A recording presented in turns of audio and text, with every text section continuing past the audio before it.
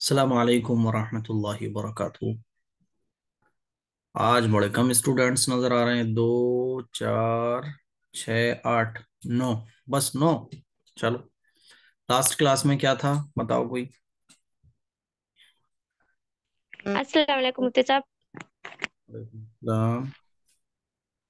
नमाज की शरातें बताई थी आपने। नमाज की नमाज की शरातें मतलब नमाज के बाहर की शर्तें जो है फर्ज हैं। अच्छा, मंडे को क्लास हुई थी ना, है जी ना।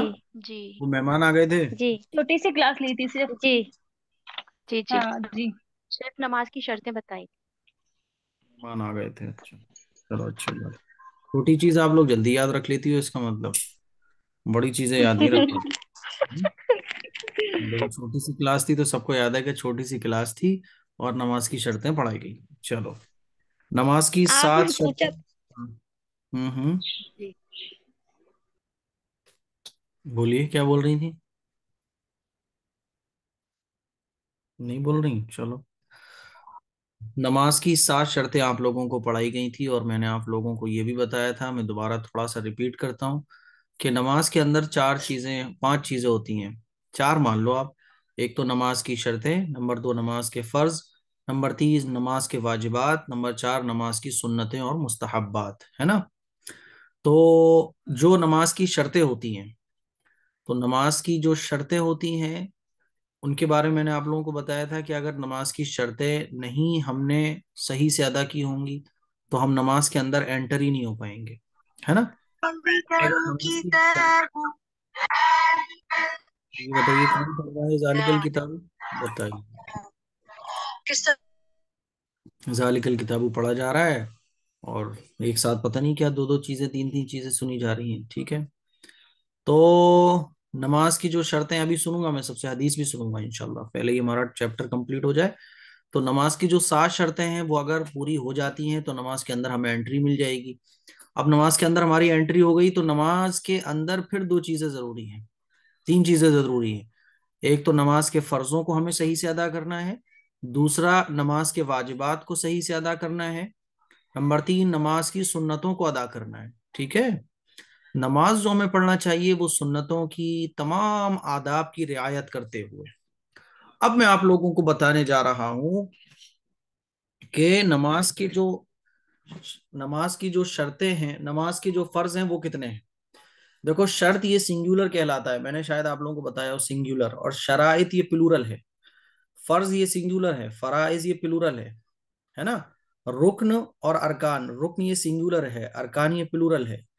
अरकान और फराइज सेम है, ये सिनोनियम है। फर्ज कह लो आप या रुक्न कह लो, बात एक ही है। बाज लोग कहेंगे अरकान है तो ये भी ठीक है, बाज लोग कहेंगे फराइज हैं तो ये भी ठीक है। फर्ज और रुक्न में कोई अंतर नहीं है, बिल्कुल भी नहीं है। अब नमाज की 7 शर्तें जब हमने ठीक कर ली तो हम नमाज के अंदर एंटर हो सकते हैं। अब नमाज के अंदर जब हम एंटर होंगे तो नमाज के सही होने के लिए कितनी चीजें जरूरी हैं, तो वो हैं 6। तो नमाज के जो अरकान हैं या नमाज के जो फर्ज हैं वो कितने हो जाते हैं? 6। तो नमाज के जो फर्ज हैं वो कितने हैं? 6, ठीक है। कौन कौन से हैं? और नंबर 1, तकबीर तहरीमा कहना, जो हम नियत बांधते वक्त कहते हैं अल्लाह अकबर, इसको कहा जाता है तकबीर तहरीमा। हाथ उठाना नहीं, हाथ उठाना तो सुन्नत है। हाथ उठाते वक्त जो फर्स्ट टाइम, फर्स्ट अल्लाह अकबर जो हम कहते हैं, इसको कहा जाता है तकबीर तहरीमा। और तकबीर तहरीमा इसको इसलिए कहा जाता है क्योंकि नमाज शुरू करते ही, अब नमाज के अंदर खाना पीना, बातें करना, मोबाइल यूज करना, जितने भी दुनिया के काम हमारे लिए हलाल थे वो क्या हो गए? हराम हो गए। इसीलिए इसको कहा जाता है तकबीर तहरीमा। तो तकबीर तहरीमा ये क्या है? फर्ज है नमाज का।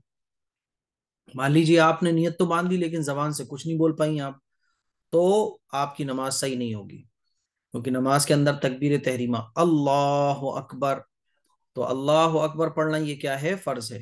तो 6 चीजें नमाज के अंदर फर्ज हैं। नंबर 1 तकबीर तहरीमा, नंबर 2 क़याम करना, क़याम करना ये क्या है? नमाज के अंदर फर्ज है। देखिए, सुन्नतें और नफलें अगर आप बैठकर पढ़ लो, यानी आपको कोई तकलीफ नहीं है, कोई प्रॉब्लम नहीं है, आप वैसे ही शौक में बस बैठ के سنتیں اور نفلیں پڑھ رہی ہو، سستی آ رہی تھی یا ویسے ہی پیر میں درد ہو رہا تھا، تو آپ سنتیں نفلیں اگر بیٹھ کے پڑھ لو تو نماز ہو جائے گی، لیکن ثواب آدھا رہ جائے گا۔ سنتیں اور نفلیں اگر ہم جان بوجھ کر بیٹھ کر پڑھتے ہیں بس سستی میں، تو ثواب آدھا رہ جاتا ہے لیکن نماز ہو جاتی ہے۔ لیکن فرض نماز جو ہے نا، فرض نماز میں قیام یہ ضروری ہے، قیام یہ فرض ہے، یعنی کھڑے ہونا یہ فرض ہے۔ فرض نماز کے اندر کھڑے ہونا فرض ہے۔ اگر آپ جان بوجھ کر فرض نماز بیٹھ کر پڑھتی ہیں تو پھر آپ کی نماز صحیح نہیں ہوگی۔ بات سمجھ آ رہی ہے؟ اور دیکھو اب آپ لوگ سوال کرو گے مفتی صاحب وہ ہم پہ کھڑا نہیں ہوا جا رہا تھا، ہم بخار میں تھے۔ وہ ایک الگ چیز ہے کہ آپ کو کوئی پرابلم ہے، یعنی آپ کھڑی ہو ہی نہیں سکتی ہو نماز کے اندر۔ مان لیجئے پیر میں فریکچر ہو گیا، مان لیجئے ہڈی ٹوٹ گئی ہے، مان لیجئے آپ کو بخار کی وجہ سے بہت کمزوری ویکنس فیل ہو رہی ہے، وہ ایک الگ چیز ہے۔ لیکن آپ صرف سستی کی وجہ سے تھوڑا بہت پیر میں درد ہو رہا تھا تو آپ بیٹھ کے نماز پڑھو تو نماز تو ہو جائے گی، سنتیں اور نفلیں۔ لیکن جو فرض نماز ہے ہماری، فرض نماز کے اندر قیام فرض ہے۔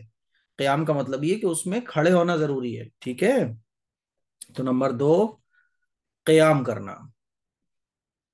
کوئی ایسی چیز ہوتی کہ جو پانی پہ جو ہے دم وم کر کے اپنا سارا علم آپ کو ٹرانسفر کر دو تو کتنا مزہ آتا نا؟ پھر تو بس ایک بوتل پہ پانی دم کر کے آپ لوگوں کے گھر ڈیلیور کر دیتا اور آپ لوگ اس پانی کو پیتی اور سارا علم آپ کے اندر آ جاتا، مزہ آتا نا پھر ایسے۔ لیکن اللہ تعالیٰ نے علم سیکھنے کو فرض کہا، اس لیے کیونکہ آدمی جتنی محنت کرے گا دین کے لیے، مشقت کرے گا، اتنے مزے ہیں، ہے نا؟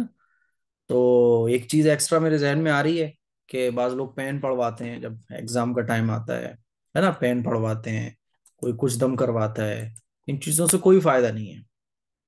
اگر پین پڑھوانے سے سارا کام چل رہا ہوتا تو میں بھی ایک پانی کی بوتل پہ، جب پین سے کام چل سکتا ہے تو پانی کی بوتل پہ میں دم کرتا، سارا علم اس پانی کی بوتل میں اتار دیتا، اور وہ پانی کی بوتل آپ لوگ پیتی، سارا علم میرا آپ کو ٹرانسفر ہو جاتا، پھر آپ بن جاتی مفتیہ، ہے نا؟ مفتیہ زارا خان، مفتیہ شاہینہ خاتون۔ ایسا نہیں ہوتا، محنت جو جتنی محنت کرے گا وہ اتنا پائے گا۔ تو میں کیا بتا رہا ہوں کہ نمبر 2 قیام کرنا، نمبر 3 قرات کرنا۔ تیسرا جو نماز کے اندر فرض ہے وہ ہے قرات کرنا۔ کیا قرات کرنا؟ وہ واجب میں آتا ہے، لیکن نارمل قرات کرنا یعنی قرآن شریف کا کچھ حصہ پڑھنا یہ واجب ہے۔ نمبر 4 رکوع کرنا، نماز کے اندر رکوع کرنا یہ فرض ہے، ٹھیک ہے؟ 5واں دونوں سجدے کرنا، دونوں سجدے کرنا نماز کے اندر یہ فرض ہے۔ اور 6 قاعدہ اخیرہ میں رکوع ہو گیا نا، 4تھا رکوع اور 5واں دونوں سجدے کرنا، 6 قاعدہ اخیرہ میں یعنی نماز کے بالکل آخر میں اتحیات پڑھنے کی مقدار بیٹھنا، ٹھیک ہے؟ اتحیات پڑھنے کی مقدار بیٹھنا۔ 6 جو فرض ہے وہ کیا ہوا کہ نماز کے آخر میں اتحیات کے بقدر بیٹھنا، اتحیات پڑھنا نہیں، اتحیات کے بقدر آپ کو کتابوں میں لکھا ہوا ملے گا کہ اتحیات کے بقدر، اتحیات کے بقدر۔ اتحیات کے بقدر کس کو کہتے ہیں؟ اتحیات کے بقدر کہتے ہیں کہ جتنی دیر میں اتحیات پڑھی جاتی ہے اتنی دیر نماز میں بیٹھنا، نماز کے آخر میں، اس کو کہا جاتا ہے اتحیات کی مقدار، ٹھیک ہے؟ تو یہ نماز کے اندر 6 فرض ہو گئے۔ نمبر 1 تکبیر تحریمہ کہنا، نمبر 2 قرات کرنا، نمبر 3 رکوع کرنا، نہیں نمبر 1 تکبیر تحریمہ کہنا، نمبر 2 قیام کرنا، نمبر 3 قرات کرنا، نمبر 4 رکوع کرنا، نمبر 5 دونوں سجدے کرنا، ٹھیک ہے؟ نمبر 6 اتحیات کی مقدار بیٹھنا، اتحیات کے بقدر بیٹھنا۔ تو یہ نماز کے کتنے ارکان ہیں؟ نماز کے 6 ارکان ہو گئے۔ اچھا کچھ لوگ ملا کے اس کو بتائیں گے آپ کو کہ نماز کے اندر 13 فرض ہے، بعض لوگ بتائیں گے نماز کے اندر 13 شرطیں ہیں، تو بعض لوگ وہ جو بتانے والے آپ کو بتائیں گے، آپ جھگڑنے لگو گے، ارے نہیں مفتی صاحب نے تو ہمارے 7 شرطیں پڑھائی ہیں، 6 فرض پڑھائے، وہ کہے گا نہیں 13 فرض ہوتے ہیں۔ تو آپ اس سے پوچھو کیا کیا، وہ بتائے گا دیکھو یہ جگہ کا پاک ہونا، کپڑوں کا پاک ہونا، بدن کا پاک ہونا۔ پھر آپ اس کو بتاؤ کہ اس کی وجہ یہ ہے کہ یہ نماز کی شرطیں ہیں اور یہ نماز کے فرض ہیں، دونوں کو ملا کے لوگ کہہ دیتے ہیں کہ نماز کے اندر 13 فرض ہیں یا 13 ارکان ہیں۔ بات سمجھ آ رہی ہے؟ تو یہ ساری چیزیں آپ لوگوں کی کلیئر ہونا چاہیے۔ اب بات کرتے ہیں نماز کے واجبات کی، کہ نماز کے واجبات کتنے ہیں۔ کان کھول کے سنیے گا، اگر آپ کی ایک بھی چیز مس ہو گئی تو پھر بہت گڑبڑ ہو جائے گی۔ देखो, नमाज की शर्त अगर छूटेगी तो नमाज शुरू ही नहीं होगी आपकी। नमाज की शर्तें पूरी हो गई लेकिन नमाज का फर्ज छूट गया तो आपकी नमाज होगी नहीं, नमाज आपको दोबारा दोहराना पड़ेगी। और अगर नमाज का कोई वाजिब छूट गया तो वाजिब के छूट जाने से फिर क्या होगा कि नमाज के आखिर में आप सजदे साहव करो, और सजदे साहव करने के बाद अपनी नमाज आप कंप्लीट कर लो। सजदे साहव होता है, साहव, ठीक है, सजदे साहव होता है, सजदे साहव, सहू नहीं होता। बाज लोग कहते हैं सहू, सहू नहीं, सजदे साहव, सजदे साहव, ठीक है। सजदे साहव यानी भूल, नमाज के अंदर भूल हो जाने पर जो सजदा किया जाता है उसको कहा जाता है सजदे साहव, ठीक है। मान लीजिए नमाज के अंदर आपसे कोई भूल हो गई, कैसी भूल कि नमाज के अंदर कोई वाजिब आपका छूट गया, तो इस भूल के लिए सजदे साहव किया जाता है। अब नमाज के अंदर वाजिबात कितने हैं? देखो, सुन्नत छूट जाएगी तो सजदे साहव नहीं किया जाएगा, वाजिब छूट जाएगा तब सजदे साहव किया जाएगा, फर्ज छूट जाएगा तो नमाज दोहराना पड़ेगी, शर्त अगर छूट जाएगी तो नमाज होगी नहीं, ठीक है। अब नमाज के वाजिबात कितने हैं? सबसे पहले तो आप ये समझें कि नमाज के वाजिबात का मतलब क्या है। तो नमाज के वाजिबात उन चीजों को कहते हैं जिनका नमाज में अदा करना जरूरी है। अगर उनमें से कोई चीज भूले से छूट जाए तो सजदे सहाफ कर लेने से नमाज दुरुस्त हो जाती है, और भूले से छूटने के बाद सजदे सहाफ ना किया जाए या जानबूझकर कोई चीज छोड़ दी जाए तो नमाज का लौटाना वाजिब होता है। फिर यानी नमाज को दोहराना बेहतर है, वाजिब है, जरूरी है वक्त के अंदर अंदर, ठीक है। अब नमाज के वाजिबात कितने हैं? तो नमाज के जो वाजिबात हैं वो 14 हैं, ठीक है। नमाज के वाजिबात 14 हैं। नमाज के वाजिबात 14 कौन कौन से हैं? नंबर एक, फर्ज नमाजों की पहली 2 रकातों को किरात के लिए मुकर्रर करना। हम 3 रकात वाली नमाज फर्ज पढ़ रहे हैं या 4 रकात वाली पढ़ रहे हैं, तो पहली 2 रकातों में किरात करना, ये क्या है? पहली 2 रकातों को किरात के लिए मुकर्रर करना। और किरात किसको कहा जाता है? मैंने आपको बताया कि सूरह फातिहा पढ़ना, यानी सूरत पढ़ना, कुरान को पढ़ना, ये क्या है? वाजिब है फर्ज नमाजों की पहली 2 रकातों। नंबर 2, फर्ज नमाजों की तीसरी और चौथी रकात के अलावा तमाम नमाजों की हर रकात में सूरह फातिहा का पढ़ना, सूरह फातिहा का पढ़ना ये क्या है? वाजिब है। अगर कोई सूरह फातिहा को पढ़ना भूल जाता है तो वो आखिर में सजदे सहाफ करके नमाज अपनी मुकम्मल कर सकता है, लेकिन कब? फर्ज नमाजों की तीसरी और चौथी रकात के अलावा, तीसरी और चौथी रकात के अलावा तमाम नमाजों की हर रकात में। फर्ज नमाजों की तीसरी और चौथी रकात में सूरह फातिहा का पढ़ना वाजिब नहीं है, लेकिन सुन्नतों में, नफलों में, वित्र में सूरह फातिहा का पढ़ना हर रकात में वाजिब है। कोई अगर भूल जाए पढ़ना तो उसके ऊपर सजदे साहब वाजिब हो जाएगा। नंबर 3, फर्ज नमाजों की पहली 2 रकातों में और वाजिब और सुन्नत और नफल नमाजों की तमाम रकातों में सूरह फातिहा के बाद कोई सूरत या बड़ी 1 आयत या छोटी 3 आयतें पढ़ना। फर्ज नमाजों की पहली 2 रकातों में, तीसरी और चौथी में नहीं, जैसे ऊपर था तीसरी और चौथी में नहीं, बल्कि पहली 2 रकातों में, और वाजिब और सुन्नत और नफल नमाजों की तमाम रकातों में सूरह फातिहा के बाद कोई सूरत पढ़ना। सूरह फातिहा के बाद हम लोग सूरत पढ़ते हैं ना, तो अगर छोटी सूरत पढ़ रहे हैं तो पढ़ लो पूरी, लेकिन पूरे कुरान मजीद में से नमाज के अंदर हम कहीं भी, कहीं से भी पढ़ सकते हैं। पूरे कुरान से नमाज के अंदर हम कहीं से भी पढ़ सकते हैं। अगर बड़ी आयत पढ़ रहे हैं तो कम से कम 1 बड़ी आयत, और छोटी कम से कम 3 आयतें। ये कम से कम यानी मिनिमम इतनी है, मैक्सिमम तो आप जितना चाहो उतना पढ़ो, है ना।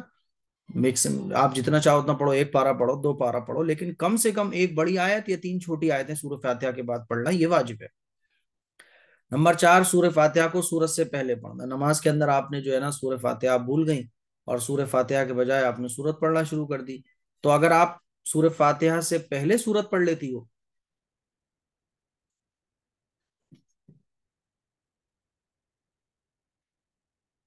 1 मिनट रुकिएगा जरा।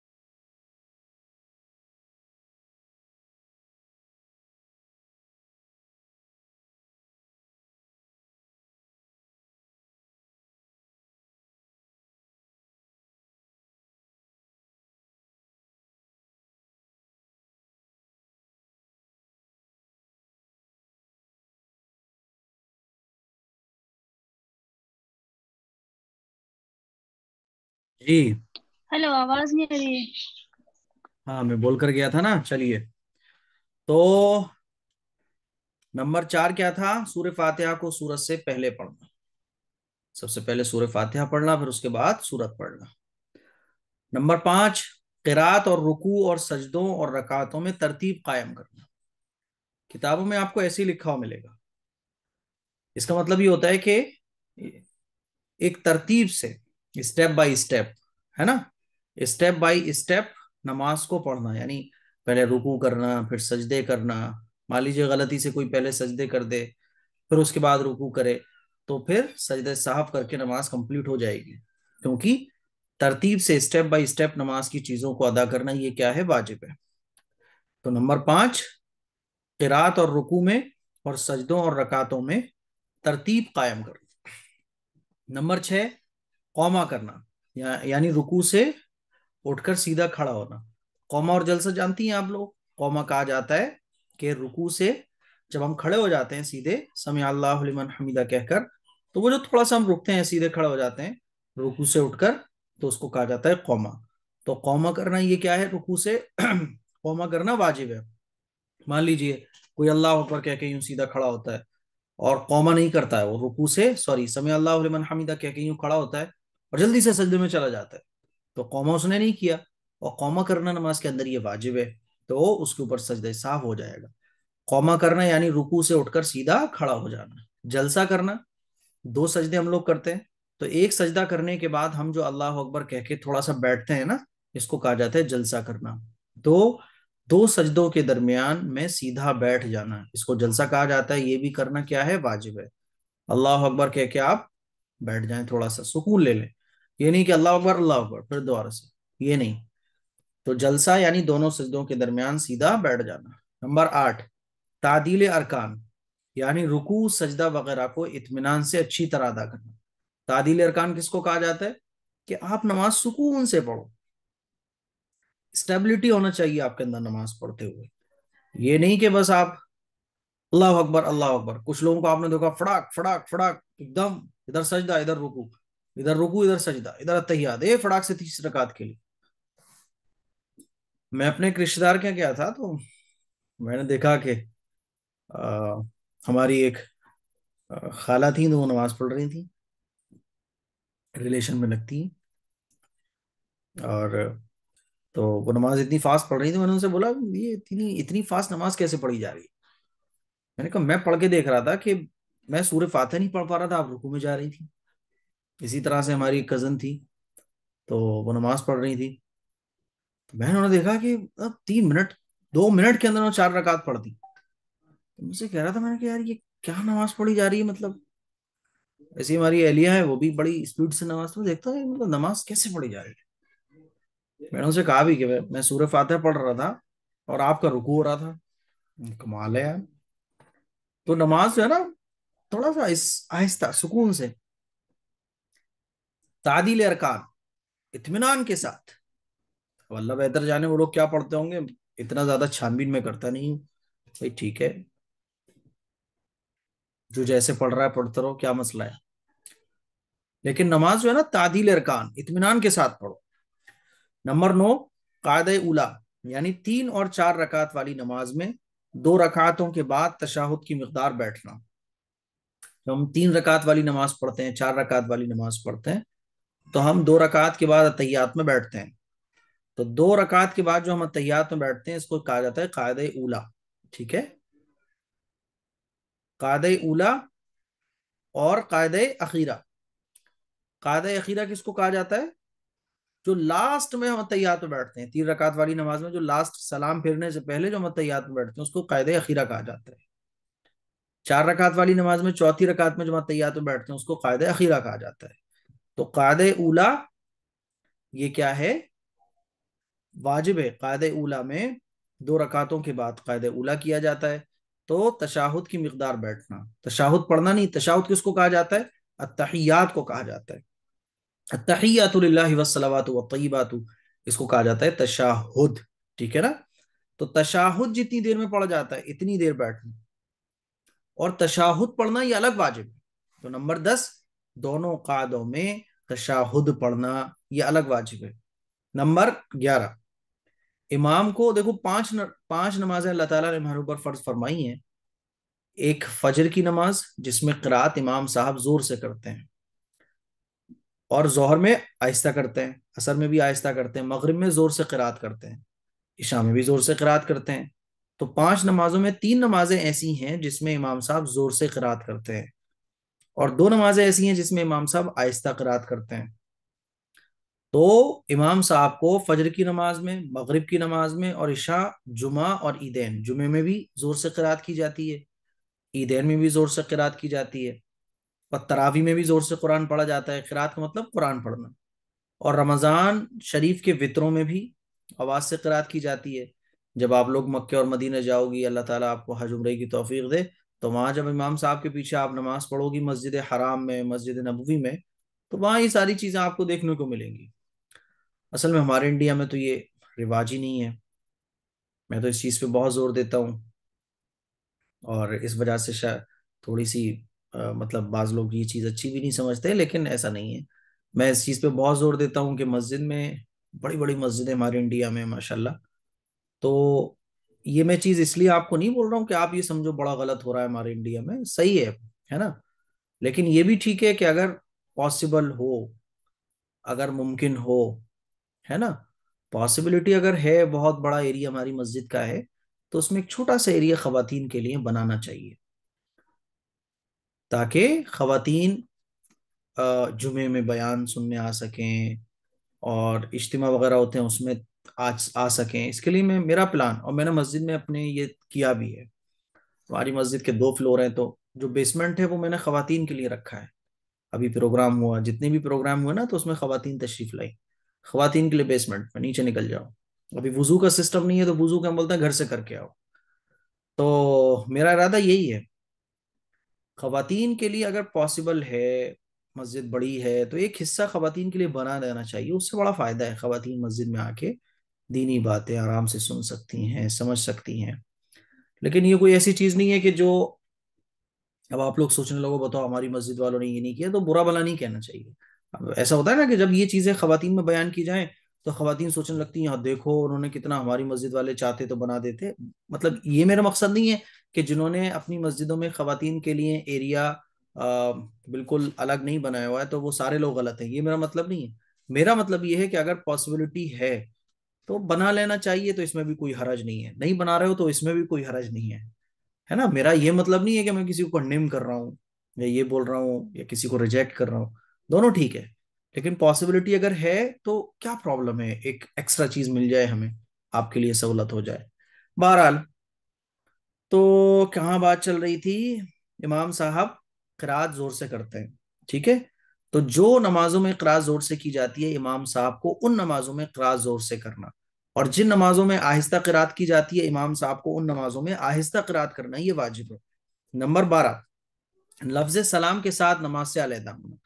جب آپ نماز کمپلیٹ کرتے ہیں تو السلام علیکم ورحمۃ اللہ، السلام علیکم ورحمۃ اللہ، تو سلام کے ساتھ نماز سے نکلنا یہ واجب ہے۔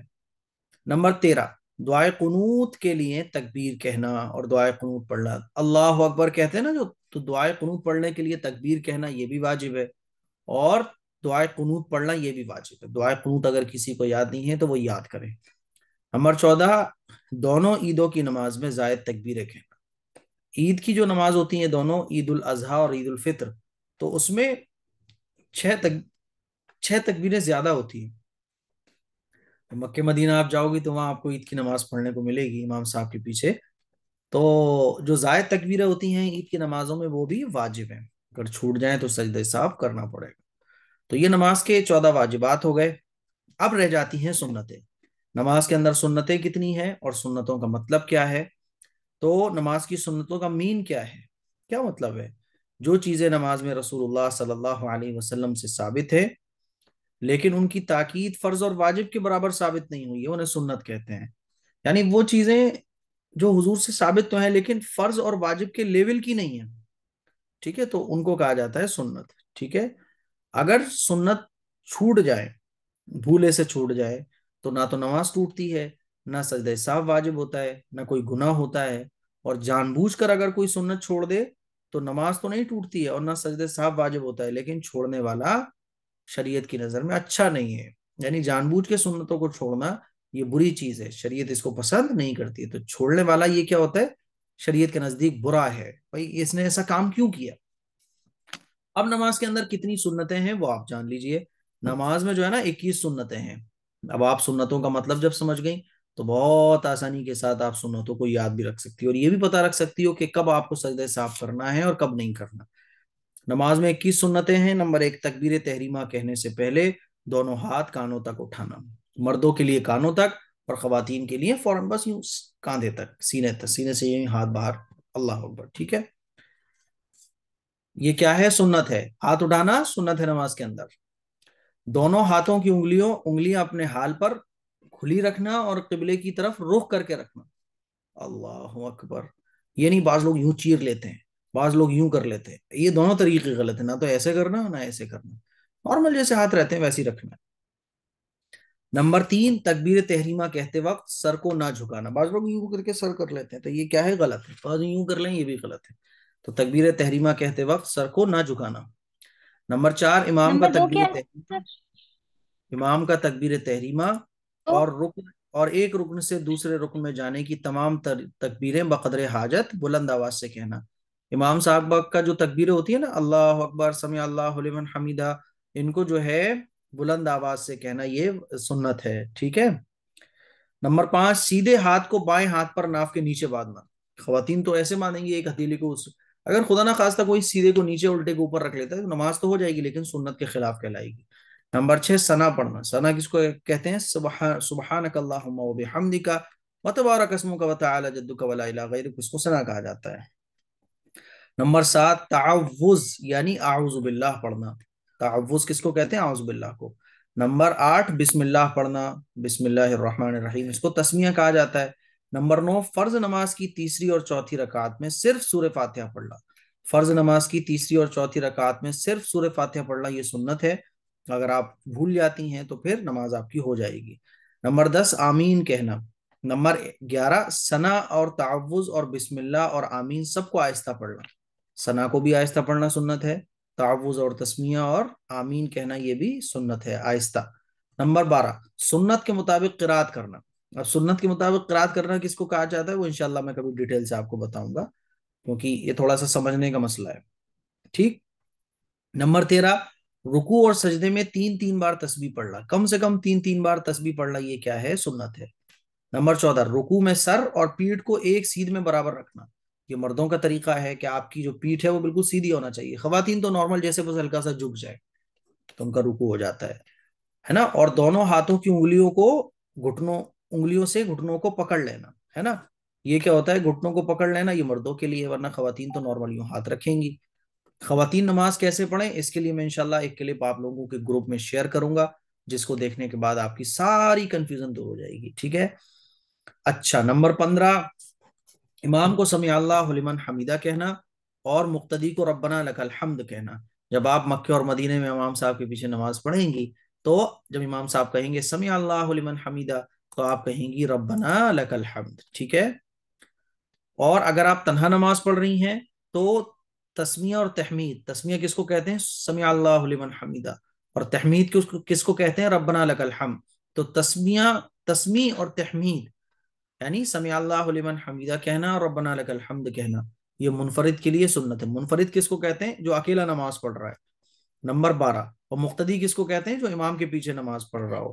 نمبر 16، سجدے میں جاتے وقت پہلے دونوں گھٹنے، پھر دونوں ہاتھ، پھر پیشانی رکھنا، یہ مردوں کے لیے سنت ہے، خواتین تو جیسے چاہیں ویسے سمٹ کے سجدہ کر لیں۔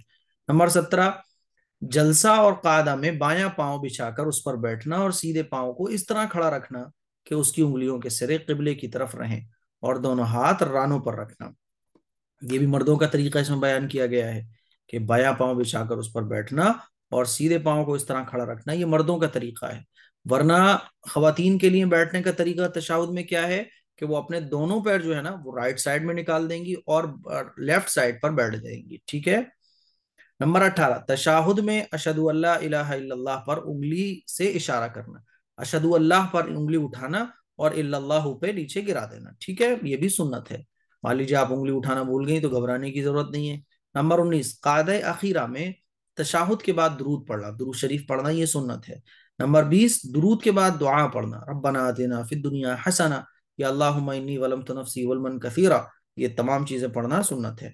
نمبر 21 پہلے رائٹ سائڈ میں سلام پھیرنا، پھر اس کے بعد لیفٹ سائڈ پہ سلام پھیرنا، یہ سنت ہے۔ مان لیجیے آپ نے غلطی سے پہلے لیفٹ پہ پھیر دیا پھر رائٹ پہ پھیرا تو آپ کی نماز ہو جائے گی، لیکن یہ سنت کے چھوٹنے کا آپ کا ثواب کم ہو جائے گا۔ اب بات کرتے ہیں نماز کے مستحبات کتنے ہیں۔ سنت سے بھی نیچے والا جو لیول ہوتا ہے وہ مستحبات کا ہوتا ہے۔ نماز کے اندر جو مستحب چیزیں ہیں وہ ہیں 5 ہیں۔ نمبر 1 تکبیر تحریمہ کہتے وقت آستینوں سے دونوں ہتھیلیوں کو نکال لینا۔ یہ نہیں ہونا چاہیے کہ صاحب آپ کے ہاتھ یوں بالکل اندر ہیں اس کے، ایسے نہیں ہونا چاہیے نا، بعض دفعہ یوں یوں ایسے کر کے یوں ہی پڑ رہا ہے وہ سردی کی وجہ سے، ایسے نہیں، آپ کے ہاتھ جو ہے نا وہ باہر ہونا چاہیے آستین سے۔ خواتین کے دوپٹے کے اندر رہ جائیں تو کوئی مسئلہ نہیں ہے، ٹھیک ہے، اور سردی میں تو گلفز وغیرہ پہن لیتے، تو ایک الگ چیز ہے، لیکن آستین آپ کی یہاں تک نہیں آنا چاہیے پوری۔ یہ مستحب ہے، مستحب کا مطلب بہتر ہے کہ ایسا ہو جائے، آستین سے آپ کے ہاتھ باہر نکلے ہوئے ہیں۔ نمبر 2 رکوع اور سجدے میں منفرد کو 3 مرتبہ سے زیادہ تسبیح کہنا، 3 بار سے 5 بار 7 بار 9 بار، یہ بہتر ہے رکوع اور سجدے کی تسبیح کو 3 بار سے زیادہ پڑھنا۔ نمبر 3 قیام کی حالت میں سجدے کی جگہ پر، آپ جب قیام کی حالت میں کھڑی ہوئی ہو تو سجدے کی جگہ پر نگاہ ہونا چاہیے، رکوع میں قدموں پر ہونا چاہیے، ہے نا، اور جلسے میں اپنی گود میں ہمیں دیکھنا چاہیے، اور سلام پھیرتے وقت کاندھے پر شولڈر پر دیکھنا چاہیے، یہ مستحب ہے۔ نمبر 4 کھانسی کو اپنی طاقت بھر نہ آنے دینا، کھانسی آ رہی ہے نماز کے اندر تو روکنے کی کوشش کرو، اگر ایزلی رک جاتی ہے کھانسی تو یہ مستحب ہے۔ نمبر 5 جمائی میں منہ بند رکھنا، جمائی آ رہی ہے تو اسے روکنے کی کوشش کرو، یہ مستحب ہے، ٹھیک ہے۔ تو نمبر 5 جمائی میں منہ بند رکھنا، اور کھل جائے تو قیام کی حالت میں سیدھا ہاتھ، قیام کی حالت میں سیدھا ہاتھ ایسے آپ رکھ سکتی ہو، اور باقی حالتوں میں بائیں ہاتھ کی پشت سے منہ کو چھپا لینا، ٹھیک ہے، یہ مستحب ہے۔ تو یہ 5 چیزیں نماز کی مستحب تھی جو میں نے آپ لوگوں کو بتائی۔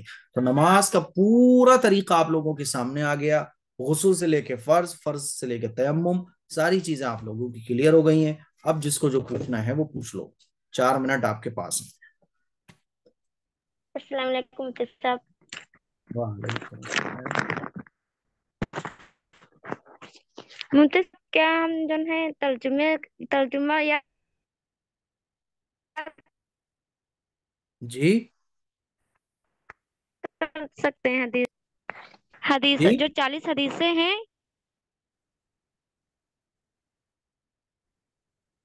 اس کا آواز نہیں آ رہی؟ جی جی بولیے بولیے بولیے، آواز نہیں آ رہی آپ کی۔ مفتی صاحب جو 40 حدیثیں آپ نے یاد کرنے کو کہی ہیں اس کا کیا؟ اس کا 40 حدیثیں جو میں نے یاد کرنے کو کہی ہیں آپ لوگ یاد کر لو، میں آپ لوگوں کو انشاءاللہ واٹس ایپ پہ تو بھیج دی ہے نا میں نے ساری، میں نے واٹس ایپ پہ بھیج دی ہے نا میں نے ساری آپ لوگوں کو۔ نہیں مفتی صاحب، چلو آج واٹس ایپ پہ منڈے کو سنیں گے انشاءاللہ، آج بھجواتے ہیں آپ کو حدیثیں میں لکھوا کے، آج بھجواتا ہوں، ہندی میں بھی اردو میں بھی، یاد کر ٹھیک ہے مفتی چلو۔ مفتی صاحب میں بول رہی ہوں اگر اس کا ترجمہ ہم یاد کر لیں۔ ترجمہ بھی چلے گا بھائی، جو جتنی محنت سے سنائے گا وہ اتنا اچھا مانا جائے گا، جو عربی بھی یاد کر لے تو جی بہت اچھی بات ہے، کوئی اگر عربی یاد نہیں کر رہا ہے ترجمہ یاد کر لے، ٹھیک ہے بھیا، وہ بھی اس کا بھی کام چل جائے مفتی صاحب تو ترجمہ ہی یاد ہوگا ہم کو تو۔ گا، جو چاہو ترجمہ یاد یاد ہے کرو، اسی مرضی ہے آپ کی، مرضی ہے آپ کی۔ جی جزاک اللہ خیر۔ مفتی جی میرا ایک کوشچن ہے، سنیے نا، مطلب میری نا نماز میں زیادہ تر یہ غلطی ہوتی ہے کہ 4 رکعت نماز پڑھتی ہوں یا 2 رکعت نماز پڑھتی ہوں، تو میں ہمیشہ مطلب اتحیات کے بعد نا درود شریف بھی پڑھ دیتی ہوں، تو کیا اس میں بھی سجدے صاف کرنے پڑیں گے؟ تحیات کے بعد اگر درود شریف آپ نے کب پڑھ دیا، 4 رکعت والی نماز میں نا، جی اللہم صلی علی محمد، اگر علی محمد تک آپ نے پڑھ دیا تو سجدہ صاحب آپ کو کرنا پڑے گا لاسٹ میں۔ اچھا، اور سجدے صاف السلام کرنے کا علیکم۔ طریقہ؟ سجدہ صاحب کرنے کا طریقہ آپ کو کل بتایا جائے گا۔ السلام علیکم وعلیکم السلام جی۔ مفتی صاحب، یہ اس کی ذرا تشریح بتائیے، دین خلوص وفاداری کا نام ہے، تب آدمی اخلاص کے ساتھ کام کرے، اور وفاداری یعنی آدمی دھوکہ نہ دے. ہاں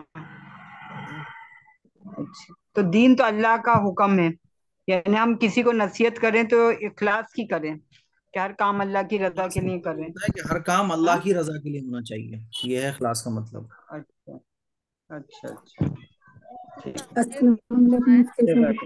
وعلیکم السلام. ایک ایک کر کے پوچھ لیں. مجھے مفتی صاحب معلوم نہیں تھا کہ